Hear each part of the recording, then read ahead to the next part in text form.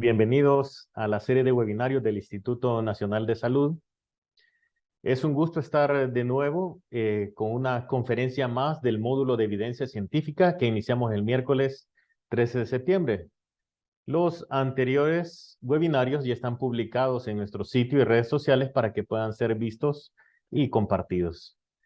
Es un gusto recibirles de nuevo para que hablemos de estos temas y cómo estos temas aportan a la resolución de problemas para mejorar las competencias y la calidad de las decisiones que se toman en el área de salud pública.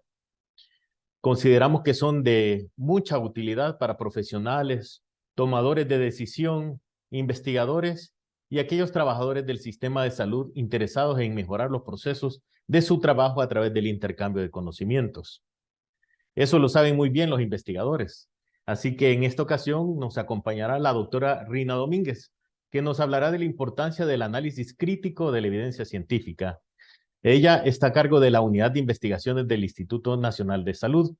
De base es doctora en medicina y cuenta con una maestría en epidemiología clínica y ha formado parte del equipo de investigadores del Instituto Nacional de Salud desde su creación. Ha participado en investigaciones conducidas por entidades nacionales y extranjeras que han aportado información y evidencia para generar políticas de salud. Su visión de la investigación es asignarle la importancia debida al uso de la evidencia científica en la toma de decisiones. Esto le ha permitido ampliar funciones de su unidad, incrementando el alcance de esta y también apoyando a otros investigadores e instituciones para que puedan contar con todo el soporte para poder realizar sus investigaciones y mostrar esta evidencia de la mejor forma posible. Les invitamos a que escuchen con atención la ponencia de la doctora Domínguez y puedan hacer sus preguntas a través de nuestro chat, que serán compartidas al final de esta ponencia. Doctora Domínguez, bienvenida. Adelante. Muchas gracias, doctor Hernández. Voy a iniciar a compartir pantalla para que puedan ver.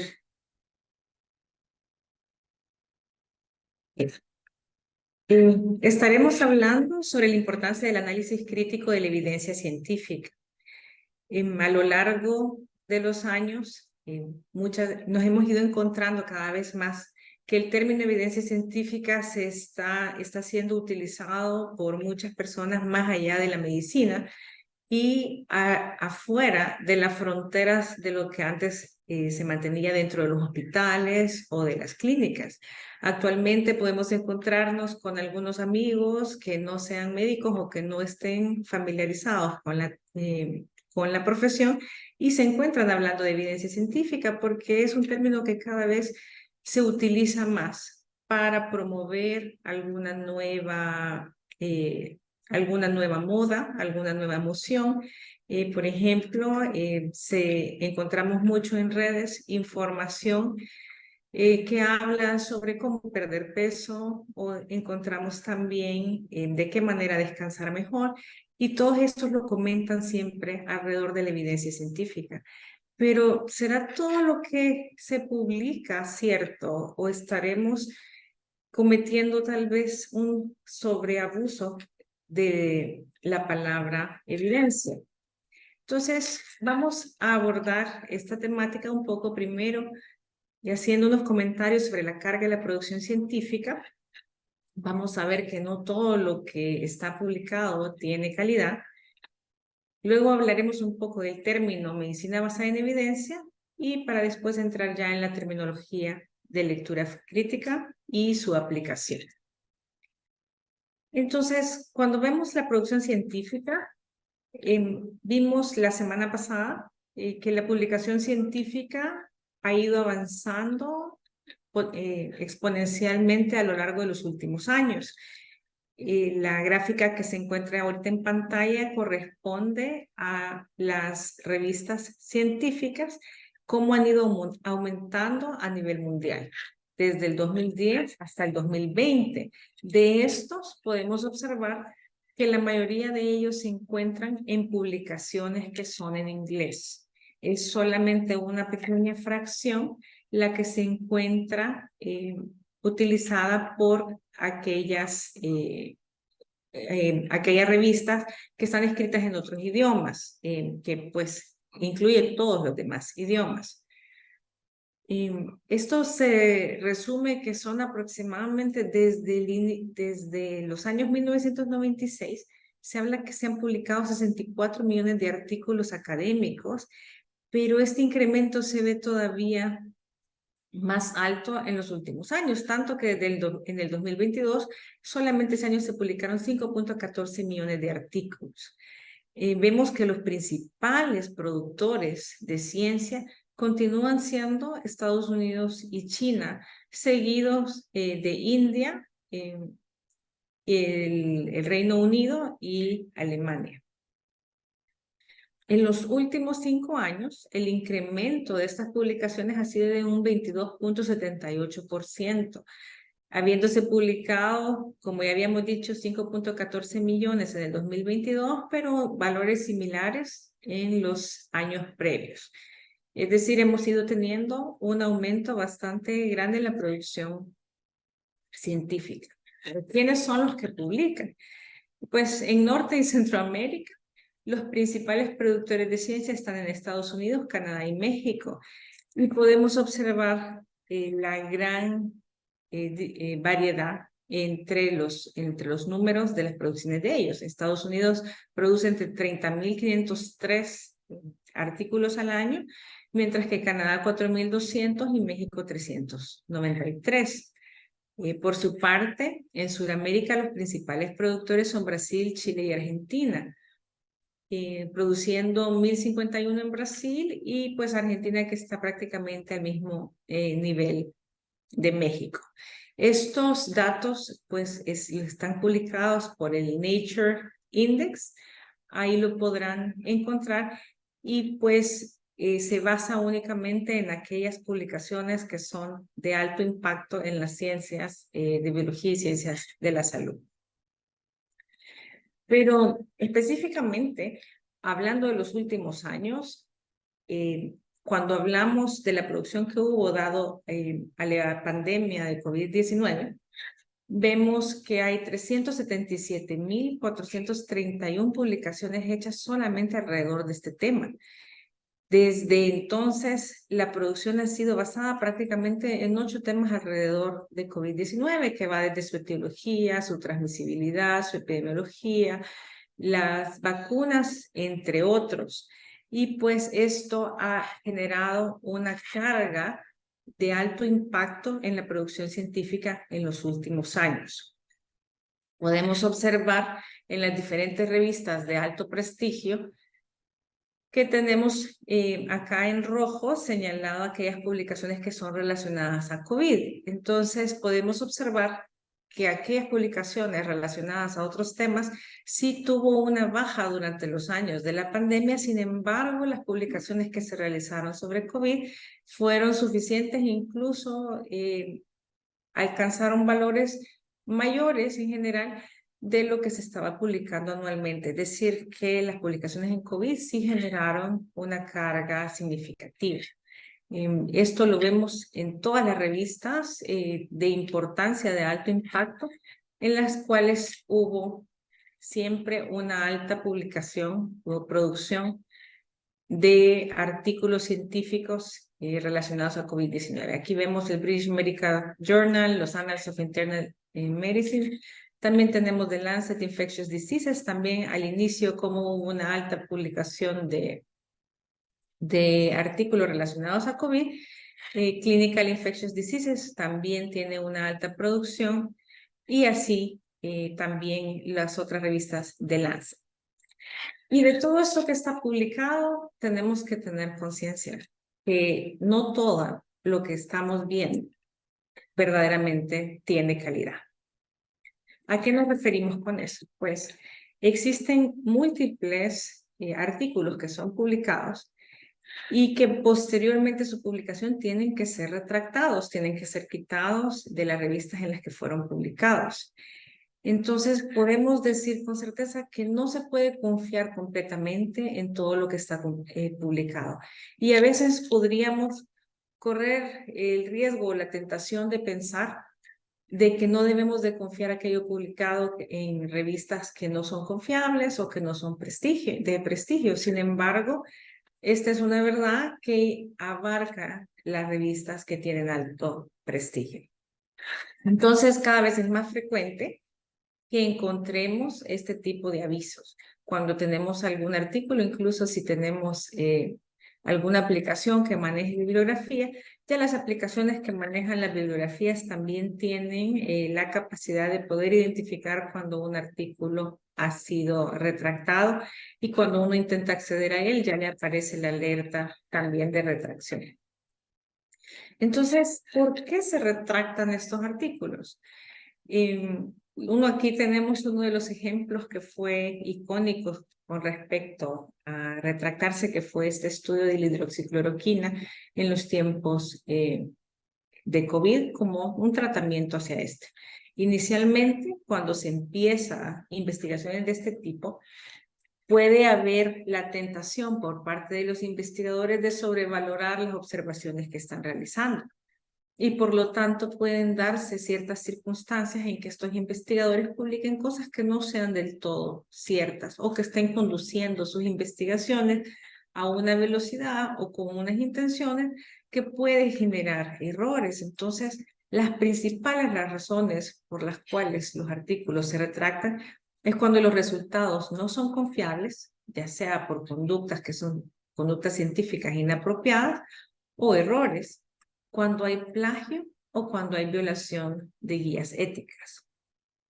Y muchas veces, por ejemplo, en el caso de este preciso de la hidroxicloroquina, al revisar las bases de datos, al ver la metodología de cómo se había revisado, fue que surgió la duda de que la investigación no había sido conducida en las mejores condiciones, respetando los aspectos metodológicos y que había datos que habían sido claramente malinterpretados. Sin embargo, el daño que ocasionó haber hecho una publicación tan importante como esta, que brindaba inicialmente el potencial de un tratamiento, tiene un impacto grande y posterior a este tuvo que realizarse una serie amplia de investigaciones que luego fueron trayendo a luz la verdadera evidencia o el verdadero sentido, lo que ocurría genuinamente ante el tratamiento ocasionado por hidroxicloroquina. El impacto de haber publicado un tratamiento tan esperanzador en momentos tan difíciles fue tan alto que hasta la fecha existen aún personas que consideran algunos tratamientos que fueron propuestos en su momento como factibles o como útiles ante una situación pues que ya posteriormente la evidencia demostró que no era posible.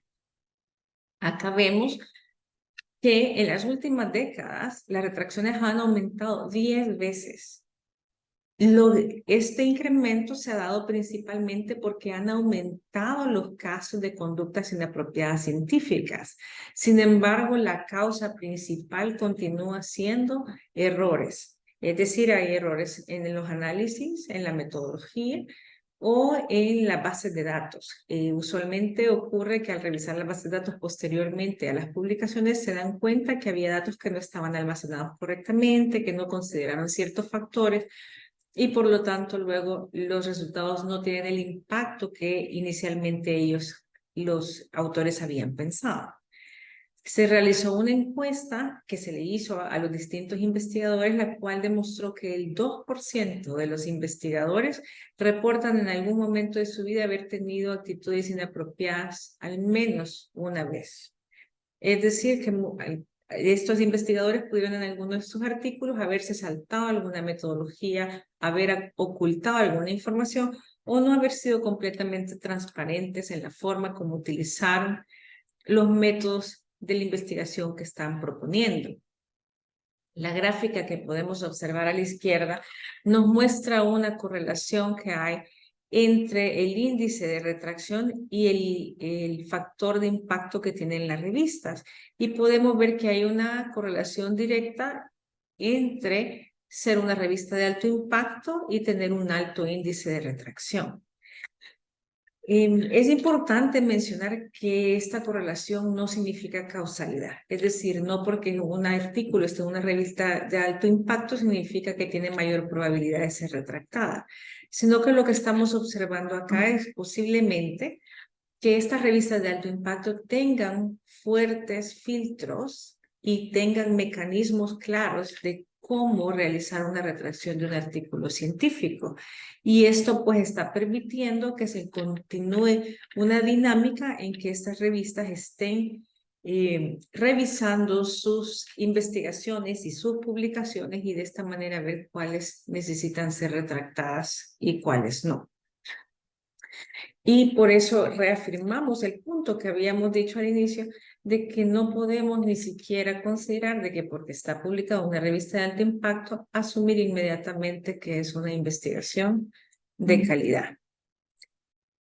Para comprender un poco sobre la lectura crítica, vamos a hablar sobre la medicina basada en evidencia.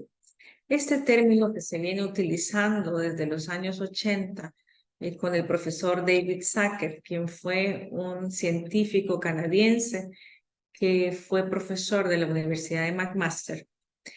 Ellos fueron junto con su grupo, compuestos por otros investigadores quienes aún se encuentran, muchos de ellos aún están ejerciendo y se encuentran en la Universidad de McMaster, como por ejemplo Gordon Weir.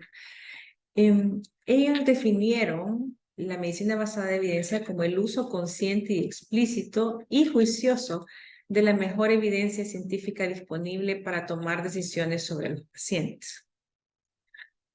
Es importante mencionar que este término, a pesar que fue utilizado por estos profesores en su sitio de trabajo desde los años 80, fue finalmente publicado por la revista JAMA en los años 90. Así que para el público este término puede estar siendo conocido desde los años 90. Sin embargo, su utilización antecede estas publicaciones. El término de lectura crítica, sin embargo, se venía utilizando incluso antes de la medicina basada en evidencia. Es decir, el término de medicina basada en evidencia es posterior a la lectura crítica. ¿Y por qué? Porque para el momento en el que surge el término de medicina basada en evidencia, ya se conocía, ya existía una gran cantidad de publicaciones. De hecho, en Norteamérica, donde estaban localizadas estas personas que acuñaron el término, pues tanto Estados Unidos, Canadá como México, que ya vimos que fueron altos productores, en aquellos momentos se encontraban publicando quizás un 80% de los artículos que estaban generando, es decir, el índice de publicación era bastante alto. Al momento este índice de publicación ha bajado, incluso algunos piensan que abajo del 50%.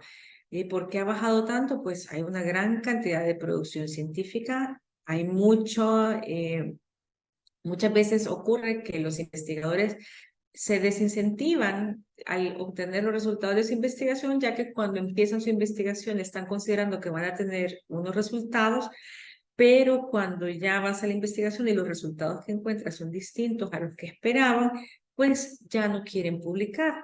Otro punto es que a veces no hay financiamiento para poder hacer publicaciones y en sí mismo la publicación algunas veces se vuelve complicado con tantas revistas, tantas opciones que hay y con tantos requisitos para poderlo hacer. Entonces, actualmente tenemos una gran cantidad de literatura gris y muchas investigaciones que no llegan a ser publicadas.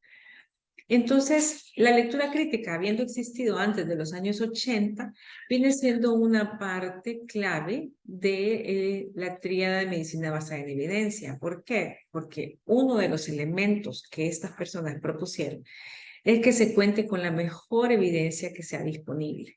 Y para poder reconocer esta mejor evidencia disponible, pues tenía que haber un análisis crítico de esta evidencia. Pero la medicina basada en evidencia, actualmente también conocida como práctica basada en evidencia y que ha avanzado todavía más el término a ser también una implementación de políticas tomando en cuenta la evidencia y otros términos más, salud pública basada en evidencia, incluso ahora hablamos de investigación basada en evidencia. Vemos que toma en cuenta también otros factores. Este punto importante, que también es clave, es la experiencia. La experiencia, es decir, tomar en cuenta la opinión de aquellas personas expertas que trabajan en el área, que conocen los aspectos clínicos o que conocen también las partes de investigación de un área. Es importante tomarlos en cuenta. Y finalmente, un punto que cada vez está tomando más auge e incluso los expertos en medicina basada en evidencia están hablando que estamos entrando en una era en la que está orientada al paciente, al usuario, al que recibe. Estamos hablando sobre los valores y las expectativas que tienen los pacientes sobre sobre sus tratamientos, sobre las aplicaciones clínicas, sobre las decisiones en salud que se están. Pero entonces nos vamos a enfocar ahora hablando sobre la mejor evidencia que esté disponible. ¿Cuál es la mejor evidencia disponible? Esta viene siendo la pregunta que tendríamos que hacernos. ¿Cuál es la mejor evidencia disponible? Vamos a ver. Para poder aplicar entonces esto, tenemos que, primero, convertir la necesidad que estamos enfrentando en una pregunta. Todo inicio tiene que empezar con una pregunta, una identificación clara de un problema para que después podamos encontrar una respuesta a este problema. ¿Cómo vamos a buscar encontrar la mejor evidencia disponible? Vendría siendo nuestro segundo paso para después hacer una evaluación crítica de esta evidencia que va a estar orientado a evaluar la validez, el impacto y la aplicabilidad de esta evidencia. Finalmente, tenemos que integrar la evaluación crítica que tenemos junto con la experiencia clínica y el contexto en el que nos estamos encontrando, tomando en cuenta los valores y las expectativas de estos pacientes. Y hay un paso que es importante en la aplicación de medicina basada en evidencia, que consiste en evaluar la efectividad y la eficiencia de todos estos pasos que hemos realizado para estar continuamente mejorando cómo convertimos problemas en preguntas, mejorando cómo encontramos la mejor evidencia disponible, mejorando cómo hacemos la evaluación crítica y mejorando cómo integrar. Entonces, estos componentes nos mantienen completamente activos en la generación de medicina basada en evidencia. ¿Cuál es entonces esta mejor evidencia? Pues hemos sido presentados con la pirámide de la evidencia, conociendo de que el nivel más bajo de evidencia viene siendo la serie de casos y que luego va aumentando la evidencia hacia las revisiones sistemáticas.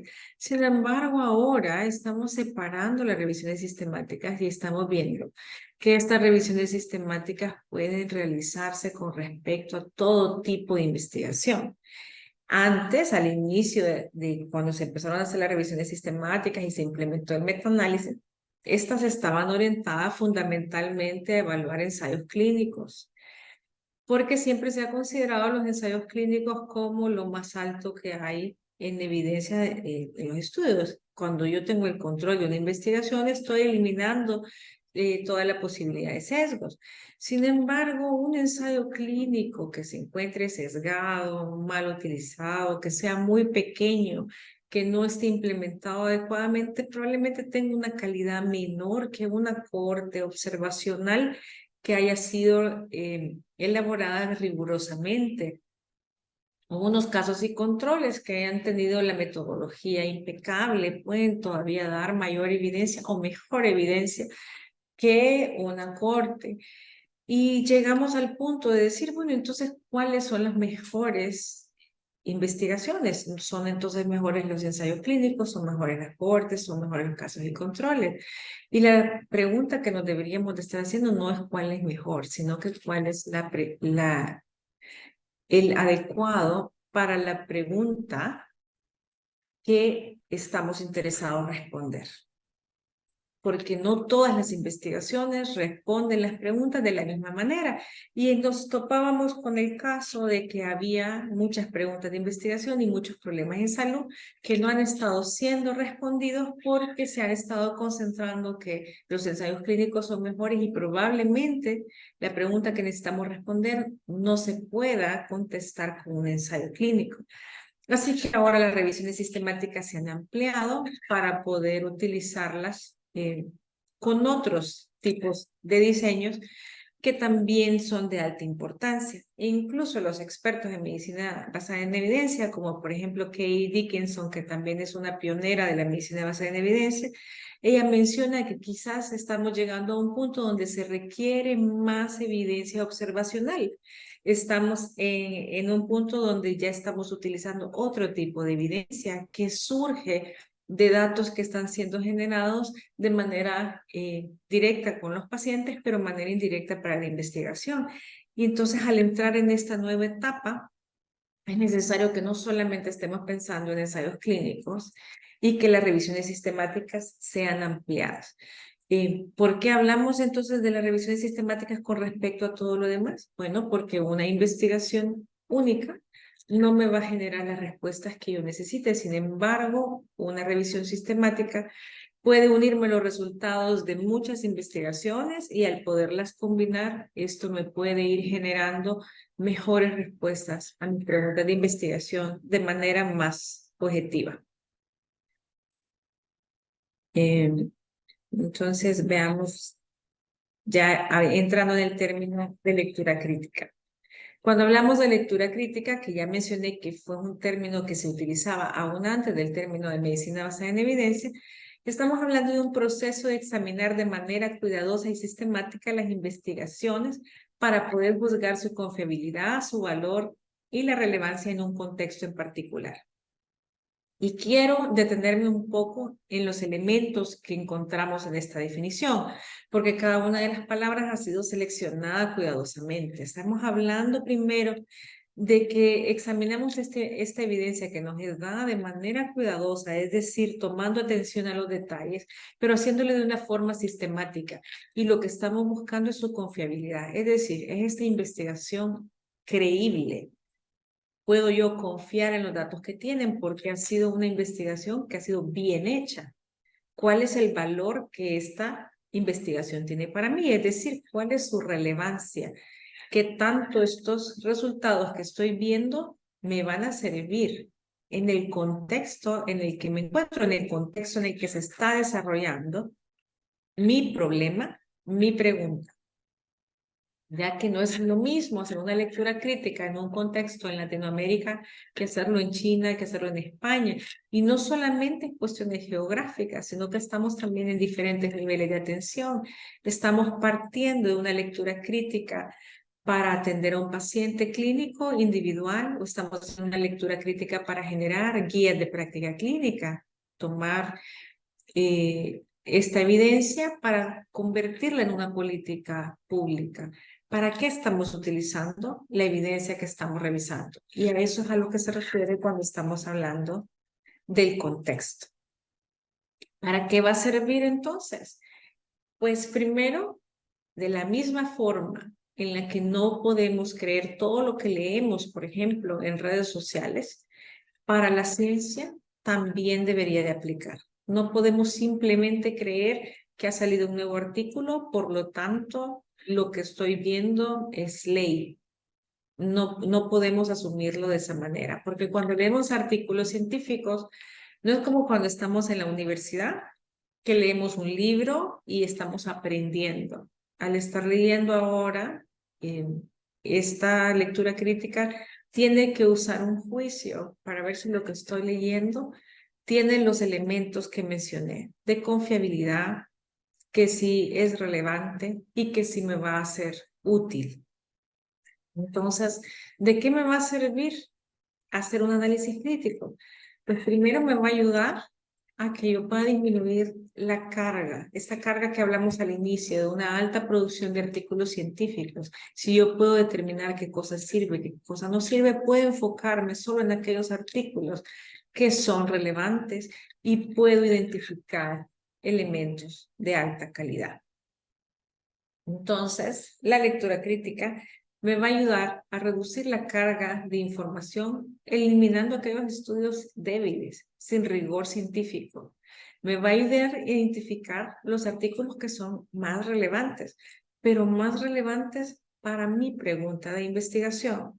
Me va a ayudar a distinguir los puntos cuando yo quiero saber qué cosa es evidencia y qué es una opinión, qué son creencias, qué son malos reportes, qué es desinformación. Me va a ayudar a evaluar la validez de un estudio, su utilidad, su aplicabilidad y me va a ayudar a reconocer los posibles sesgos. ¿Cuáles son entonces las ventajas y desventajas de aplicar la lectura crítica. Pues las ventajas son claras.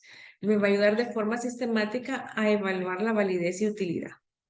La evaluación crítica es la ruta para cerrar la brecha entre la investigación y la práctica y me va a promover que estas evaluaciones sean de manera objetiva y en general aprender y desarrollar las habilidades para la evaluación crítica es fácil, no es tan complicado. Si yo me determino, puedo desarrollarlas de una manera que no sería difícil.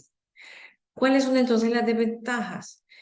Pues definitivamente hacer lectura crítica requiere tiempo y al momento continúa tomando mucho tiempo. Por eso las revisiones sistemáticas actualmente todavía toman meses en que se desarrollen, especialmente al inicio cuando no hay mucha práctica en el desarrollo de la lectura crítica, puede ser que todavía me consuma más tiempo. Al utilizar la lectura crítica, no siempre le va a proveer al usuario la respuesta fácil o deseada. Es decir, yo puedo encontrar un artículo que me está dando respuesta a una pregunta de investigación de mi interés y sin embargo al realizar la lectura crítica pueda caer con la realidad de que la investigación no me está funcionando para lo que yo pensaba o los resultados no están dirigidos a lo que yo necesitaba resolver. Y otra desventaja que hay es que habiendo tanta evidencia, puede ser que sobre algunos temas no haya evidencia buena o evidencia de calidad que sea disponible y esto puede ser desalentador. Y a veces, pues, eso ocurre muchas veces que sobre algunos temas se investiga mucho y sobre otros se investiga poco o estamos evaluando la evidencia de la misma forma sin abordarla de otras maneras que sería una manera más dinámica que nos podría estar dando respuestas que aún no tenemos.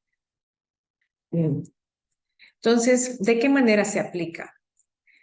Existen herramientas para la evaluación de la lectura crítica, lo cual va a ser de mucha utilidad para las personas que las utilicen. Estas herramientas prácticamente se clasifican en aquellas que están siendo específicas para ciertos diseños de investigación y otras pues que son más genéricas, es decir, se pueden utilizar para cualquier tipo de investigación. Estas herramientas han sido elaboradas muchas de manera empírica y aunque sí han pasado algunos procesos de validación, han pasado por grupos de expertos, pues muchas de estas no tienen en sí una metodología de cómo ser desarrollada y por lo tanto a la fecha no contamos con una herramienta que sea un gol estándar para la evaluación de la lectura crítica.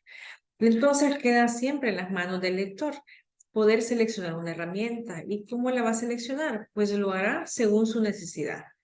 Idealmente seleccionando una herramienta que esté publicada en un lugar creíble, confiable y que dentro de este espacio se especifique cómo ha sido construida, cuál es la validez de la herramienta, cuál es la confiabilidad y que lleve incluido una guía de cómo utilizarla. Si la herramienta que estamos utilizando cumple con estos elementos, podríamos libremente utilizarla según la necesidad que tengamos. Usualmente las herramientas, la mayoría tienen un aspecto similar a lo que estamos observando en pantalla.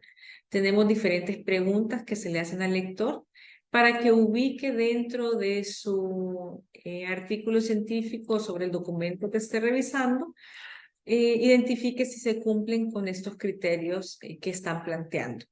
La cantidad de preguntas oscila, algunas tienen entre 8 y 16 preguntas y pues usualmente son de contestar sí o no si no está presente, si no está claro o si no aplica.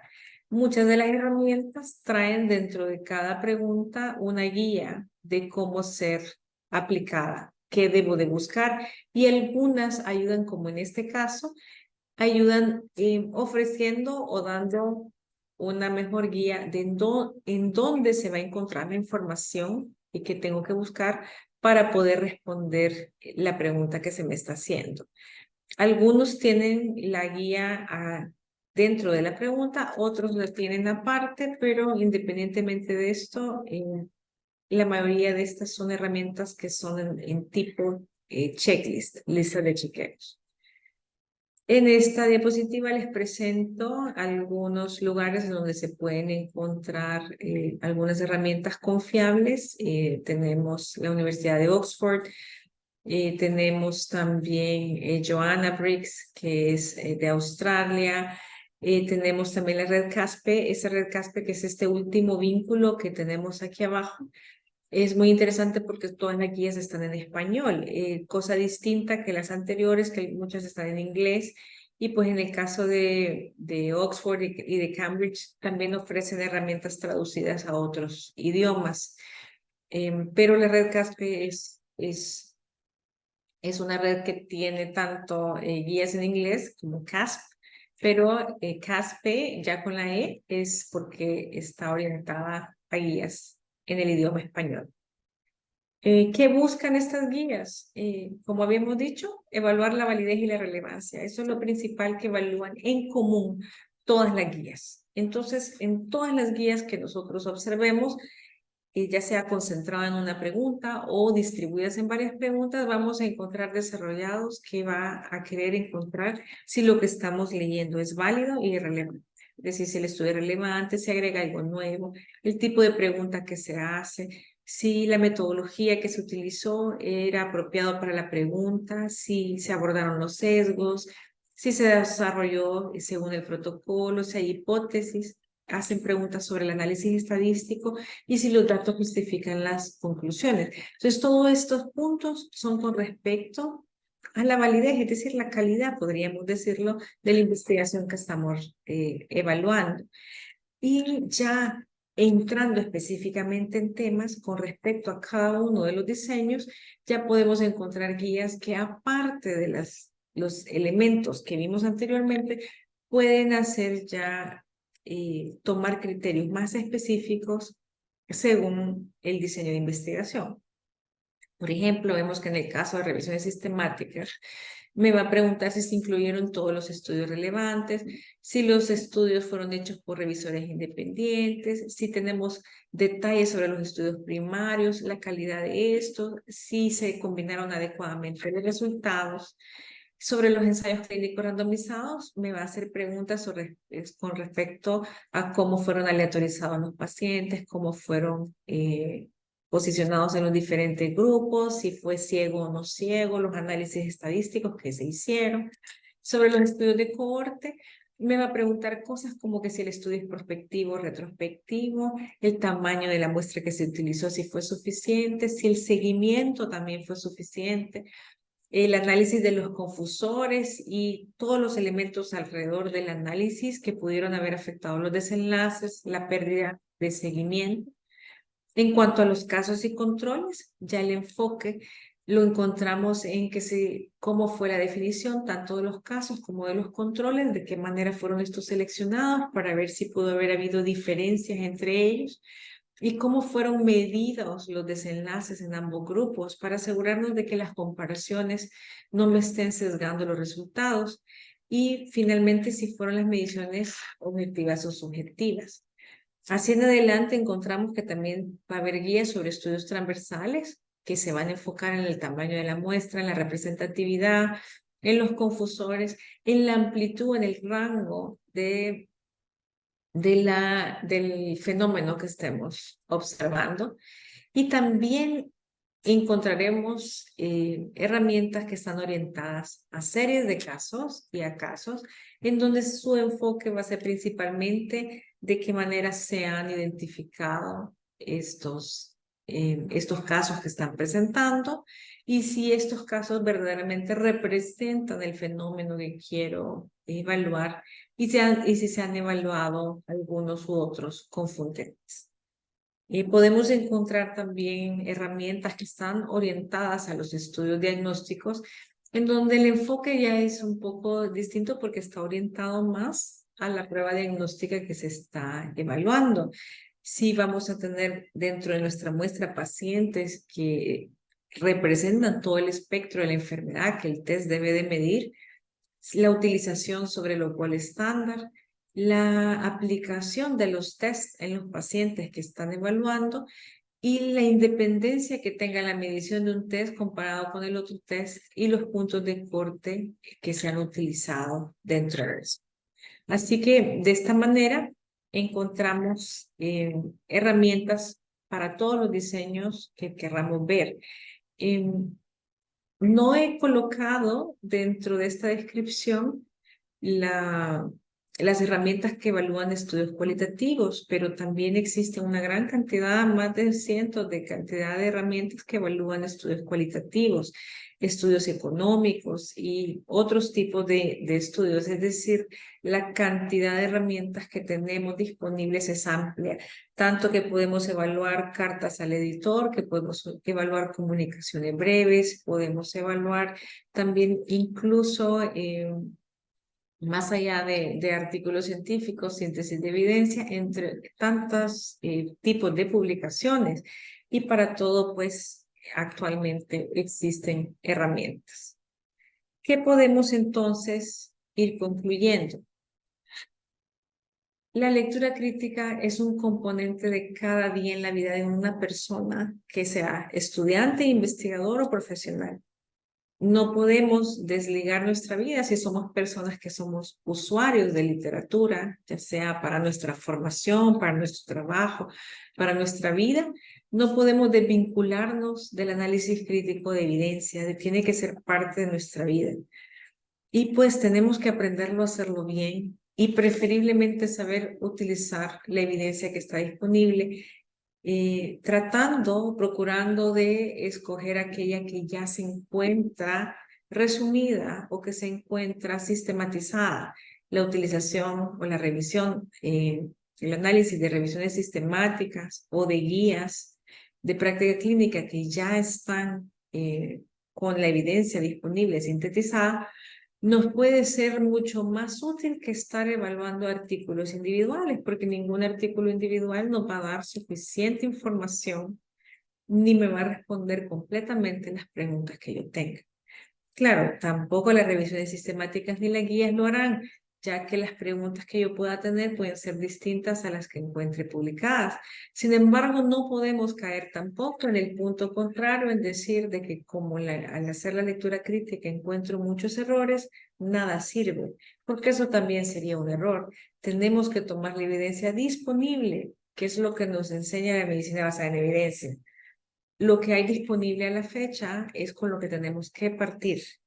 Si esto, pues en estos momentos no es perfecto con respecto a un tema o no me responde nada, pues es lo que está disponible y me va a servir como base para la generación de nueva evidencia.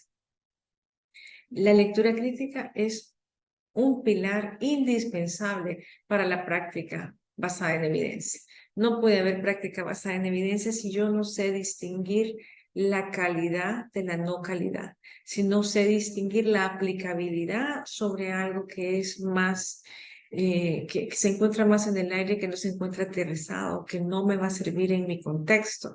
Entonces es indispensable para poder tener una práctica basada en evidencia, para poder tomar políticas en salud pública, para poder tomar decisiones en todo el aspecto que tenga que ver con salud. Es indispensable el poder hacer lectura crítica. Otro punto que es importante que debemos de ver, a pesar de que existen estos casos de errores, de mala conducta y que pueden existir estos puntos que ocasionan que los autores se retracten de sus publicaciones, tenemos que ver que la mayoría de las investigaciones están hechas con buena fe. Es decir, los investigadores genuinamente hicieron su mejor esfuerzo y trabajaron bien para poder presentar una evidencia que creyeron importante y relevante. Por lo tanto, lo que debemos de evaluar es que si esta evidencia que ha sido generada es relevante para nuestra necesidad, para la pregunta que yo me estoy generando. Y tomar en cuenta que, pues sí, puede ser de que la investigación en estos momentos no alcance a llenar todas nuestras expectativas y necesidades. Sin embargo, tenemos que partir de la mejor evidencia disponible, que es como lo menciona la tríada y la definición de medicina basada en evidencia. Entonces, en conclusión, si podemos hablar de la importancia de la lectura crítica, la importancia de la lectura crítica está implícita en cada uno de nosotros como seres lectores y personas que utilizamos evidencia científica en nuestro día a día, en nuestra práctica, en nuestra vida profesional. Así que muchas gracias por su atención. Muchas gracias, doctora, por su ponencia. Procederé a la lectura de preguntas que tenemos en nuestro chat. Buenas tardes, excelente conferencia muy informativa. El valor del análisis crítico de la evidencia científica tiene tanta vigencia, tanto más acelerada es la producción de conocimiento. Dos preguntas. Primera, ¿qué valor tiene dentro del análisis crítico analizar la validez interna de las investigaciones? Y segunda, ¿cuál es el valor de la literatura gris en la investigación científica? ¿Cuál es su opinión del lugar que se le ha dado a esta investigación? Y finalmente, ¿qué considera usted que debe hacerse con esta información en la actualidad? Pues muchas gracias por las preguntas, muy interesantes todas. Definitivamente, cuando hablamos de la validez interna, estamos hablando de la calidad de la investigación. Y al hacerlo de esta manera, pues nos está hablando directamente de la confiabilidad de los datos. Datos que han sido obtenidos de manera inapropiada o con metodologías que discrepan de las posibilidades metodológicas o del alcance metodológico que tenía inicialmente una investigación, pueden darnos resultados completamente distintos a la verdad que se encuentra detrás del fenómeno que estemos observando. Así que la validez interna tiene que ser imprescindible de evaluar adecuadamente en cada una de las investigaciones que estemos analizando. En cuanto a la literatura gris, pues como mencioné al inicio de mi ponencia, es una gran cantidad de literatura gris, muchas investigaciones que no se terminan de publicar, que quedan hechas tanto a nivel, bueno, cuando hablamos de literatura gris quizás pensamos siempre en tesis de grado o de posgrado, pero lamentablemente no es esa la única literatura gris, es decir, va más allá. Muchos investigadores ya consolidados no terminan de publicar sus investigaciones porque se desaniman ante los resultados, porque no tienen el impacto que creían que iban a tener o por muchas otras razones. Sin embargo, esta literatura gris es importante rescatarla y analizarla de la misma forma, aplicando las mismas metodologías, las mismas herramientas de la evaluación crítica de la evidencia según cómo fueron desarrollados, según los diseños de investigación, según cómo fueron hechas. Claro, para esto hay grupos quienes lo pueden hacer. Porque sería demasiado agotador que una persona para su utilización diaria de lectura crítica esté buscando literatura gris. Y entonces esta información, pues lo más seguro es que la necesite sintetizada, resumida, en revisiones sistemáticas que sea más fácil. Sin embargo, quienes hacen revisiones sistemáticas sí toman en cuenta esta literatura gris. Deben de tomarla en cuenta porque son parte de la evidencia disponible y por lo tanto deben ser tomados en cuenta. Me parece muy interesante porque muchas veces se ve de lado la literatura gris, cuando puede ser que en nuestros países sea la información con la que se cuenta y habría que someterle las herramientas que usted dice para poder evaluar la calidad de esta información. Tenemos otra pregunta. Buena presentación, excelente tema. Por lo general, la medicina basada en evidencia se utiliza en temas clínicos. ¿Se puede usar esta estrategia en otros temas de ciencias de la salud que no sean clínicos? Sí, claro que sí. Y cada vez las herramientas se van especializando más en las diferentes áreas. Como lo mencioné, pues sí surge como medicina basada en evidencia, pero este término cada vez se va ampliando más. Se utiliza, pues, hasta pareciera, al principio a mí me parecía extraño escuchar el término investigación basada en evidencia, pero hasta de eso estamos hablando ahora. Sí, pero cada vez existen más herramientas que pueden ser aplicadas y la verdad es que todo lo que leemos tiene que pasar por un análisis crítico, lo cual no significa criticar todo lo que leemos. Gracias. Tenemos otras preguntas acá. Buenas tardes. ¿Cómo detectan posterior a la publicación de un artículo que los datos no son confiables? Se supone que fue previamente revisado por pares antes de su publicación. ¿Y cuánto tiempo pasará para que la revista se retracte después de haberlo publicado? Gracias por su respuesta. Pues esta pregunta en realidad es bien complicada, porque lo que nos han enseñado justamente es eso. Todas las publicaciones de revistas, especialmente las que son de prestigio, tienen que haber pasado su revisión por pares y por lo tanto no se tiene que haber pasado ninguno de estos problemas. Sin embargo, tenemos que ver que en el momento de la publicación, en ese momento no siempre piden las bases de datos, no siempre piden el respaldo que tienen estos artículos, sino que se basa explícitamente en el artículo y las preguntas subsecuentes que tienen los pares evaluadores. Sin embargo, hay mecanismos que pueden haber, y esto es lo que mencionaba, que por eso es que la correlación que hay entre las revistas de alto impacto con los índices de retracción, ya que estas revistas sí tienen mecanismos para poder hacer esta detección. Empiezan a comparar con otras investigaciones, pueden tener otros investigadores que corroboran los datos posteriormente, pues el tiempo en que esto ocurre puede variar. Hay investigaciones que han generado tanto ruido que han sido rápidamente evaluadas, como fue en el caso de la hidroxicloroquina. Fue cuestión de meses que salió el artículo cuando ya estaba retractado, porque otros investigadores empezaban a evaluar sobre el tema y cuando vieron dijeron, este estudio no es replicable, no está funcional. Entonces pidieron a los autores las bases y así fue como empezó a surgir. Pueden surgir.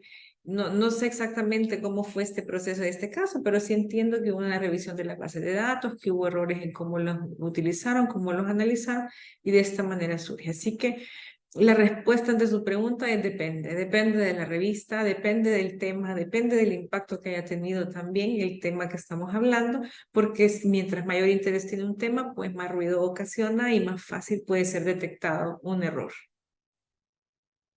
Muchas gracias. Hay otras preguntas. ¿Podría recomendar alguna herramienta para la lectura crítica para estudios observacionales cuando se está iniciando este proceso? Sí, bueno, nosotros, como mencioné, hay una gran cantidad de herramientas y pues las universidades más importantes en el mundo son generadoras de sus propias herramientas. Todos aquellos que hacen revisiones sistemáticas generan sus propias herramientas porque confían en sus propios procesos y las han puesto ya disponibles al público. Hay una universidad en Australia que es el Instituto Joanna Briggs. Se escribe Joanna como Joanna y Briggs, Briggs. Ellos han generado una serie de herramientas que son de muy fácil aplicación y comprensión. Entonces, para una persona que esté empezando con la temática, pues ese es un grupo de herramientas que a mí me gusta mucho para introducirla o cuando se requiere algo que es bien ágil, fácil. Claro, la lectura crítica va a depender del uso que yo necesito utilizarla. Así que si estoy haciéndola para fines de hacer una guía de práctica clínica o para fines de hacer una política pública, probablemente el equipo consense utilizar otro tipo de herramientas que sean más profundas. Pero esto va a depender para qué la quiero utilizar. Para principiantes yo le recomiendo muchísimo si sabe hablar inglés porque está en inglés y si no que se meta en la red CASPE, que todas las herramientas están en español y también están muy accesibles y fáciles de implementar. Muy bien. Tenemos aquí otra intervención. El Instituto Nacional de Salud durante la pandemia, a iniciativa de la Unidad de Investigación, generó bastante síntesis de evidencia, herramientas con mucha vigencia y el estado del arte para la producción acelerada del conocimiento. Al momento que medidas considera pertinentes y efectivas para que la síntesis de evidencia tengan un impacto mayor en la toma de decisiones en salud pública. Y bueno, aquí es un tema que tiene mucho que ver con la gestión de la investigación. Estamos hablando que esta síntesis de evidencia pues generalmente son realizadas por los mismos investigadores que se encuentran generando esta síntesis y pues vienen unos temas bien importantes que tenemos que ver. La lectura crítica es nuestra ruta para unir la práctica con la evidencia y por lo tanto tiene que haber un buen puente, que es un tema que se verá posteriormente, la próxima semana, que estaremos hablando sobre traducción del conocimiento. Y más adelante se estará utilizando, se estará hablando del tema también del uso de inteligencia artificial. la evidencia avanza cada vez más rápido y la lentitud del ser humano está afectando en el desarrollo de síntesis de evidencia. Y pues para esto vienen más adelante nuevas tecnologías que van a estar apoyando a los investigadores para que este desarrollo se haga más ágil. Pero la traducción de este conocimiento es fundamental. Y tener lo que mencionábamos antes, la evidencia viva, los sistemas de evidencia para poder transmitir a los tomadores de decisiones. Un punto bien importante es que tenemos que comprender que en políticas informadas por evidencia no significa que la política adopta la evidencia, sino que la política adapta la evidencia. Entonces, la evidencia que estamos generando va a ser adaptada en un sistema, en un contexto. Prácticamente no puede ser tomada literal a menos que la evidencia sea muy contundente en algo tan literal como, por ejemplo, ¿qué sería, por ejemplo, fumar? Fumar tiene evidencia tan contundente sobre sus daños que no hay nadie que pueda atreverse a decir, no, si tal vez fumar sirve. Sin embargo, actualmente nos encontramos con los cigarrillos electrónicos que están queriendo poner un reto a ese conocimiento que ya teníamos previamente y están diciendo, bueno, pero si lo hacen con cigarrillo electrónico, entonces no hace daño. Y entonces ahora de nuevo están los investigadores evaluando si eso es cierto o no es cierto, porque siempre se encuentra una manera como ir luchando en contra de la evidencia que ya se conoce. Así que la puerta que tiene que generarse entre la evidencia y la implementación o la toma de decisiones de políticas, pues está en gran parte en la traducción y una adecuada lectura crítica. Muchas gracias, doctora, para ir analizando, además de contarle de las múltiples felicitaciones y agradecimientos por su ponencia que tenemos en el chat.